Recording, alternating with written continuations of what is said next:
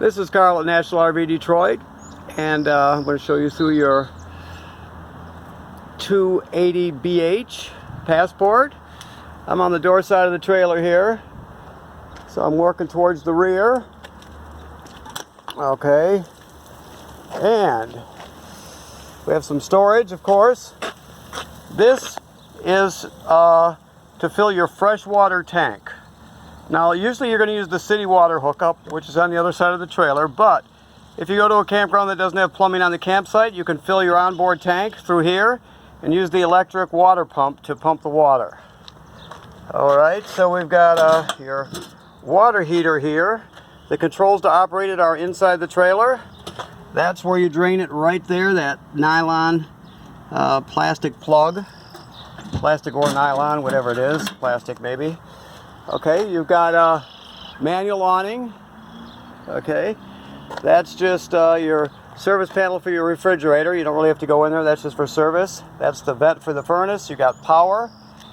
Okay, some outside speakers.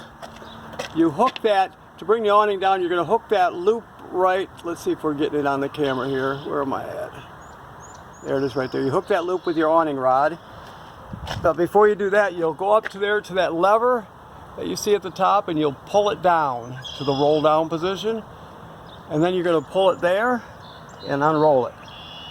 Okay, very simple. You can go online, there's tons of videos. This particular is a Dometic A&E manual awning. You'll have no trouble finding any reference material that you need to refer back to if you don't if you can't remember, you don't know how to use it. Alright, so this is your hitch. We're going to show you how this works when we hitch you up. It's a weight distribution hitch with built-in sway control. It's a Husky Centerline.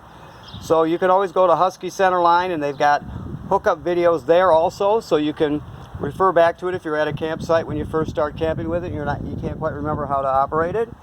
You've got a battery, you've got 2 LP tanks here, a power tongue jack, a slide room. This is the outside shower / sprayer.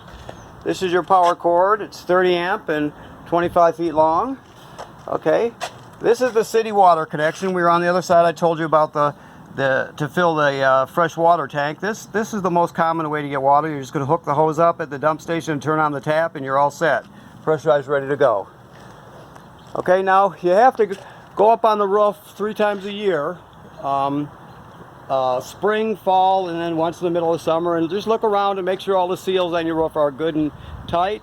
If not, you've got to either have it done or get it touched up. This takes an item called Dicor, which is a lap sealant. You have to get it at an RV store. Never use sealants from a hardware store. You got to get the right stuff, and so you got to take care of it if you see cracking starting. That's important. All right, every trailer has to be inspected. All right, so we move inside here. Okay, so we got some lights here. All right. Okay, so now let me look around here and see where we're at. Okay, so here's your controls here. So this is your slide room out. I'm going to push it. Out goes your slide room. Like so. All right. Very simple. You got a vent here with a vent cover over it, so you can open it when it's raining. If you ever choose to, you can put a power vent in here and wire the wires. You can access these wires here, and you could actually make this draw the air out really quickly. You get a fantastic fan or a max air fan, and they can be very, they've got different speeds, so you can, it's really a good add-on, and if you're a little bit mechanical, it doesn't take much to put it in. Alright, so this jackknife's flat to a bed, so you're just going to pull it down here and jackknife it flat, like so. Okay, your table will fold down to a bed. You're going to put the table, collapse the legs and put the table on these cleats here, one on each side, and then use the back cushions to fill in the space, and you've got another bed. Alright, while we're here, this is your control panel. Your battery's totally charged. Your fresh water has a little bit of water in it, a third, but we've been water testing it, and so on and so forth. So you have to check your levels there. They graduate up in 1/3 increments. All right. The refrigerator is a gas absorption refrigerator by Dometic. This works on 110 AC or on LP gas. So you just have to remember, right now it's running on gas. You can see it. But basically this is off. So you're going to turn it on. You're going to put it on auto. Auto means electric. So if you're using it on electric in the middle of the night, you have a power failure, it'll automatically switch over to gas. But on auto, electric is default. It always searches for 110 AC. Otherwise, it'll switch over to gas. You can dedicate it to gas this way, but usually you're just going to run it just like that, okay? Also, this thing here is called a thermistor. You slide it up like the sticker shows you. The higher you go with it, the cooler it gets in there. So you just slide that whole thing up to get it as cool as you can get it. The thermostat is just an analog thermostat. You want to try to leave it on auto and high, right? But you're just going to go this way for cool, like so. The other way down for furnace. It lights automatically.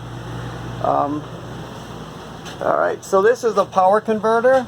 This converts 110 AC down to 12 volt DC right here. And this side has 110 AC and regular household circuit breakers, as you can see. They're labeled. You know, some things have to run on AC power, like the air conditioner, for example. But then the power is converted down to 12 volt DC, and you have regular automotive style fuses in there.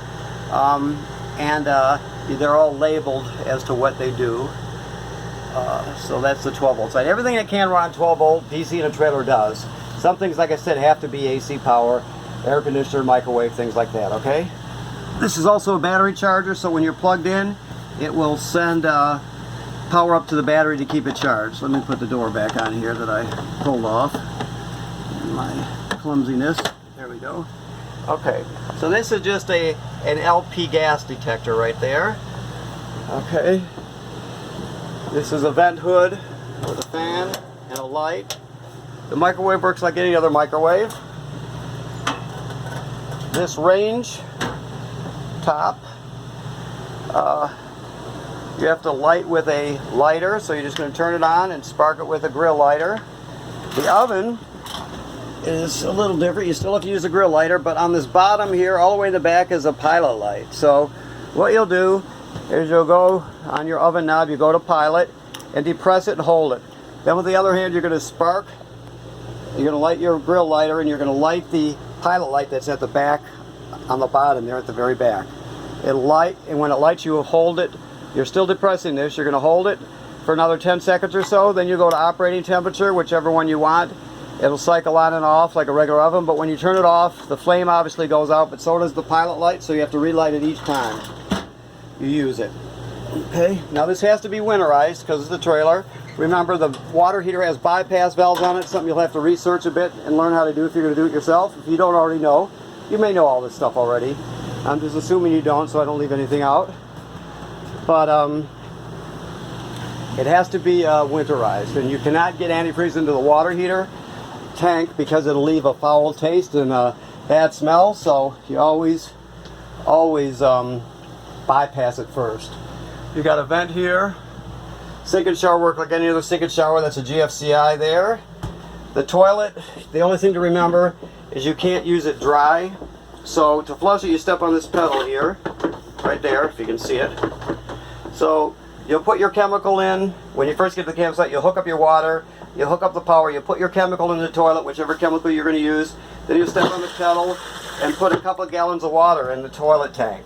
The black tank is directly below. So you put a couple gallons in there. Just there's no way to tell exactly what a couple gallons is without just stepping on it for just a little bit to put some water in there, basically.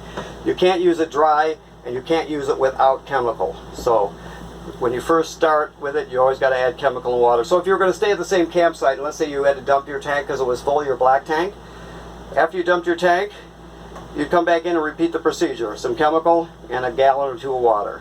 Okay? Very simple. Okay. Let me see if we've left anything out here. That's your escape window there. You're just going to open it like that, and then you're going to pull the screen out with that red handle there. You just pull the screen loose and out you go. Okay, and here's another one up here that works the same way. Alright, so this is your antenna. You crank it up and down and it does rotate. The air conditioner feels really good. It's hot today and I just it's hitting me right in the forehead right now. It's a good thing. Okay, so that's basically it. The radio you're going to have to work with. It's obviously older. I'm not sure what works and what doesn't on it. It's got an old CD player, it looks like. If you ever want to upgrade, you can get one that fits right in that hole, and will be a modern version of it with Bluetooth and the rest of it. So that's up to you, of course. You're camping. Some people don't use any of this stuff when they're camping. Some people love to have it. It just depends on the person. So, okay, I think we've covered it. So, like I said, you know, because it's a used trailer and all the literature probably isn't with it anymore. Every appliance has a model number. You can find all the manuals online. You can find videos how to do everything online. So utilizing the internet plus your common sense plus friends and campers, whatever. Plus you can call us anytime you want. You'll be able to work through everything. So I want to thank you very much for buying from National RV Detroit, and goodbye.